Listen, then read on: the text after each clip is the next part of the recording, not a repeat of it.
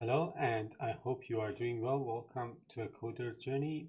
In this episode, we are going to explore how context is managed inside Visual Studio Code when working with GitHub Copilot. The main focus here is to understand how context influences the quality and relevance of AI responses while you are actively working within a real project environment. For this walkthrough and probably for the rest of the videos in this playlist, I will be using a React-based code base that I previously built in one of my earlier tutorials.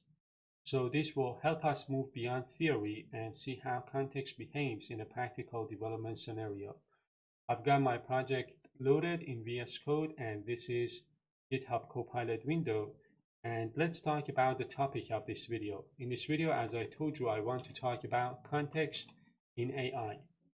When we talk about context in AI chat, we are referring to the information that the AI uses in order to better understand both your project and your specific request. So if there is no context provided, then AI can only rely on the prompt that you type in at the moment without any awareness of what your project looks like. However, when context is available, the AI gains a much deeper understanding of your work. So it can see your files, it can understand your components, it can interpret your overall project architecture. It can follow your state management approach in a React application. It can recognize your folder structure and can also learn from your existing coding patterns. So all of this additional information helps the AI give responses that are not only more accurate, but also, more aligned with the way your project is actually built. Now let's understand, AI through context through a simple analogy, and then I will show you how you can provide context to GitHub Copilot inside of Visual Studio Code. Imagine you are asking a developer a very vague request, such as fix that bug or fix the bug, right?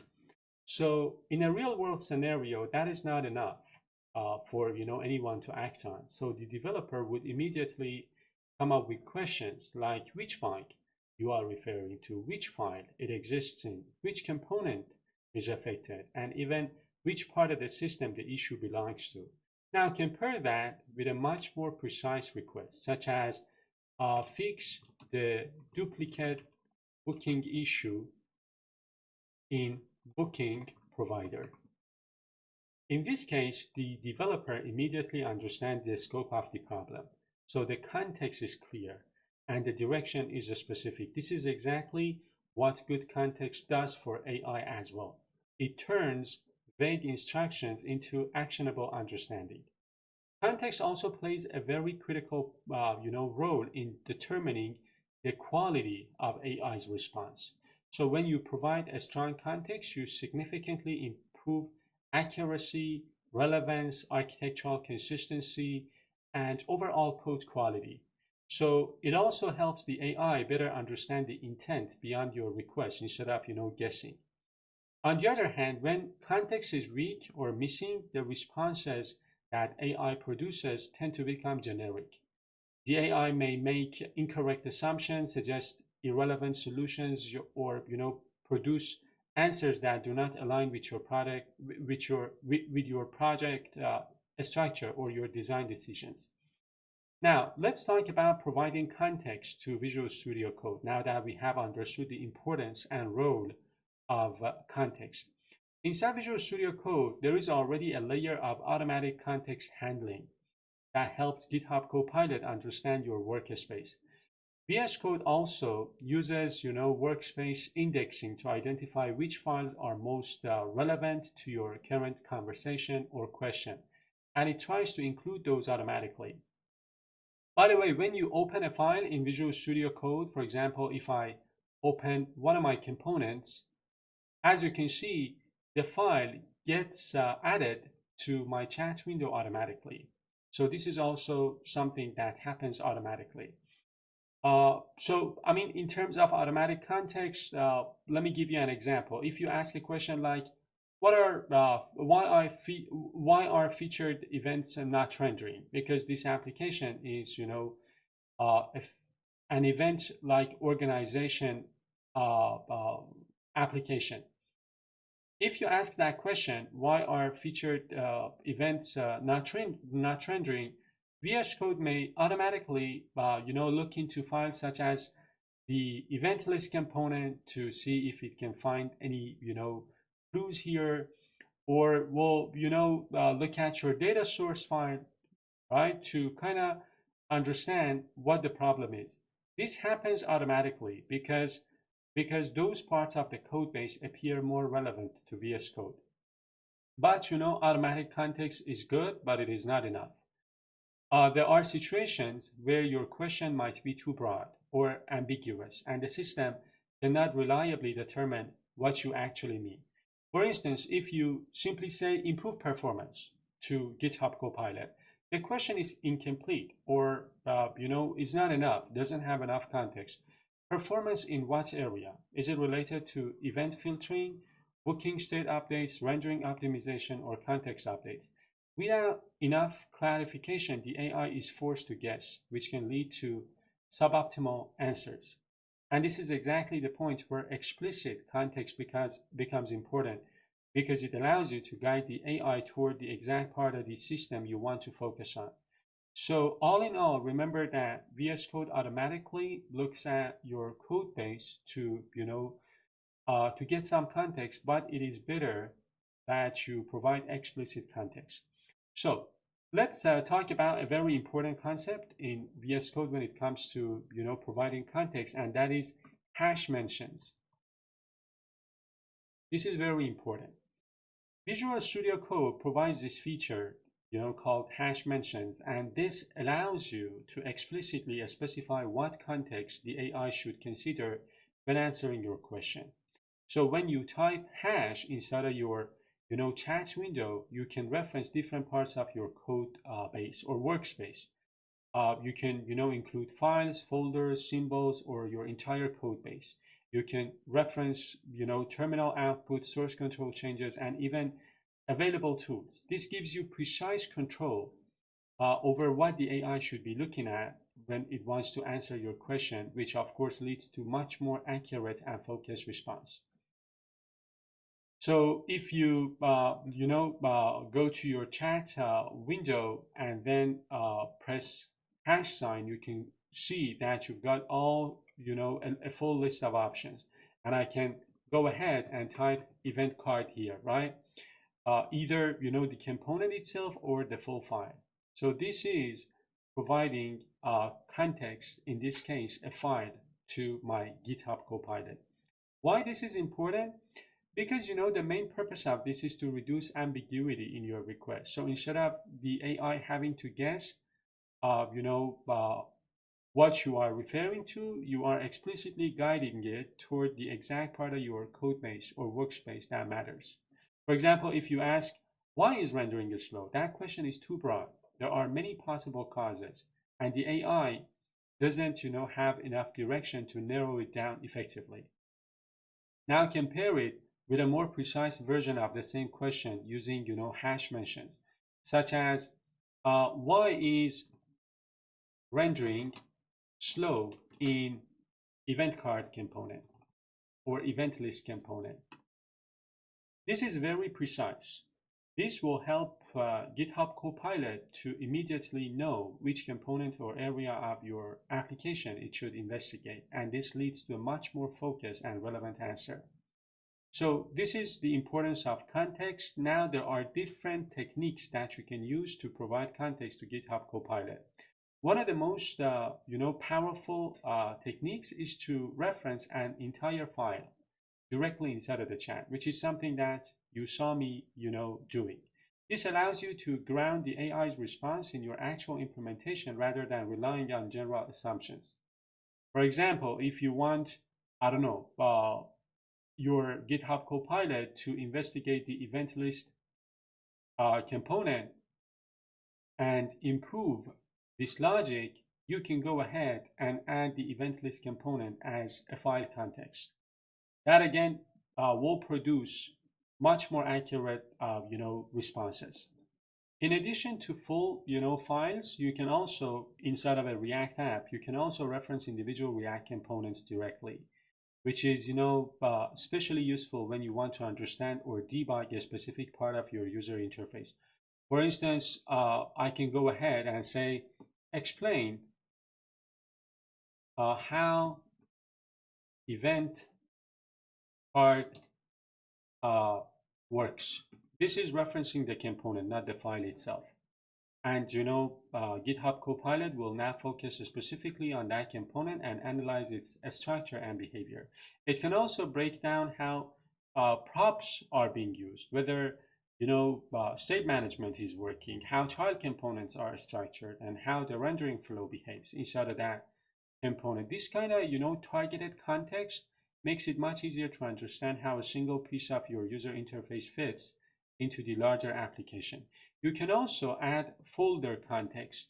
So suppose here I've got this components folder with two components inside of it, right? So what I can do is go ahead and add my components folder. This is also very powerful because sometimes the scope of a question is larger than a single file or a single component. And in those cases, it makes sense to reference an entire folder as context. Especially, when you want the AI to reason about architecture rather than isolated implementation details. So yeah, if you, reference your components folder and then you say something like analyze architecture problems, so AI will focus on relationships, on patterns across all of your components within that folder. To better understand why folder context can be very powerful, consider a scenario where your components folder, contain multiple related UI elements such as event card, event header, event body, event actions. So when you provide the entire folder as context, the AI is able to analyze the system at a higher level. So it can evaluate how responsibilities are divided across components. It can, evaluate your props, whether they are following, a clean data flow, whether the separation of concerns is clean, and how reusable each component is within the overall, design. Another part, we have talked about folders, files, and components. There is another technique for adding context, and that is using symbols as context. So you can reference very specific parts of your code. We call them symbols. Symbols represent individual code elements such as functions, variables, classes, hooks, or components. For example, imagine you have, a logic for filtered lists. I think it is on a separate branch. Let me switch to that branch first. So take a look. This is branch number 5. I told you this project is from another tutorial on React that I have published on the channel. So take a look at this portion of the code, right? As you can see, we have like a filtered list of events stored in a variable called featured list, featured events. So instead of referring to the entire file, you can directly target this variable as a symbol. And you can, ask something like, can featured events, you see the variable, can featured events be optimized? And then you ask your question and you get your response. So in this case, again, GitHub Copilot will focus specifically on that variable and the logic behind it rather than reviewing the entire file. So you can be very granular, right? Folder level, file level, and then of course, code elements level, if you will. When working with symbol references, like what we just did, there is an important requirement to keep in mind. In order for Visual Studio Code to correctly identify and resolve a symbol, you must first open the file that contains it. This step is necessary because it allows the editor to properly map and understand the symbol within the current context. So always ensure that you open the file first. And then there is another context called codebase. Codebase, take a look. This is also very powerful because it kind of tells GitHub Copilot to consider your entire project rather than a single file, a single folder, or like the components folder. This allows the model to reason at a system-wide level, which is especially useful for complex questions. For example, you could ask, where is booking managed? Ask this question and then include code base as the context for your prompt. So in this case, AI will kind of, search across your whole application to find relevant parts of the implementation. It is no longer limited to a single file or folder. Another example would be a question like find architecture issues in this React app, and then you provide the code base as the context. So when you want to ask, like very high level questions. So in this case, AI can evaluate multiple layers of your system, including your context API usage, component hierarchy, rendering flow, even the overall folder structure. This broader view is what makes this context code base so powerful for architectural analysis. Let me tell you something else about this context as well. This code-based context can be very powerful, but it should not be used for small or localized questions. If your question is simple and focused on a specific concept or function, using the entire code base as context is unnecessary and can actually reduce efficiency. For example, asking, what does use callback do? And then you provide the whole code base as context. This is not appropriate because this is, a general React concept that does not require project-wide analysis. And in cases like this, using code base only adds unnecessary context and can kind of dilute the relevance of your response. Now, let me tell you about another technique that you can use in Visual Studio Code as well. In VS Code, you can, drag and drop files into the chat window to provide that specific file as the context for your prompt. This again allows you to include files directly into chat without typing any references manually. For example, suppose you want to, add this file as context, you can go ahead and drag and drop it. This is also very powerful. Just, a simple drag and drop. And the file is automatically added as context for the AI.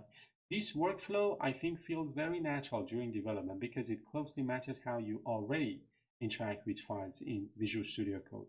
It is especially useful when you are comparing multiple files, for example, or you are investigating bugs that you feel span across components, or, when you are discussing architectural decisions. And by the way, there is yet another, approach to add context to your chat.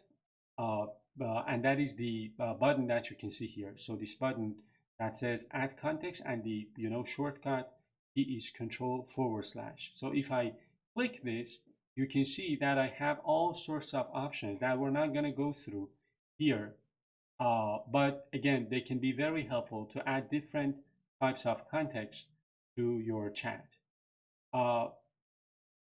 So different ways, right? The hash mentions, drag and drop, code base, going to a specific folder, going to a specific file. Provide context based on the prompt that you are giving GitHub Copilot. If you're asking very broad questions, of course, go with the code base. If you're asking very specific questions for a single code element or a specific file, you can be more granular. And that was it. That brings us to the end of this episode. I hope you found the explanation clear and useful. If you enjoyed the video, make sure to give it a thumbs up, subscribe to the channel, and explore other playlists on a coder's journey. Stay tuned for the upcoming videos in this playlist as well. See you then.